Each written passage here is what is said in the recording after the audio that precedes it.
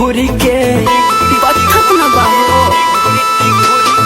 काहे ये भौजी रोवत बारू रात भर ऐसे घुरी के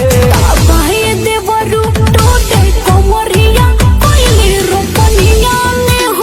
हुर के बाहे देवरु पोथे कोमरिया कोइले रोपनिया ने हुर के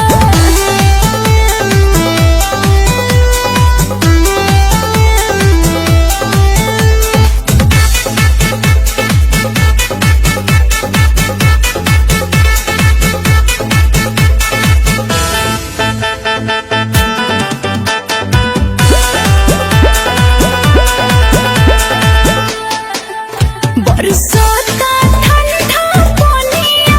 भेजत बारो जब दुनिया ऊपर से सैया के कोते तारे मन मनिया अरे तो मुँह मलवाला बरसात बा ठंडा पानिया भेजत बारो जब दुनिया ऊपर से सैया के कोते तारे मन मनिया बुझत बानी यही से भौजी कूथत बारू सिंघुरी के बाहे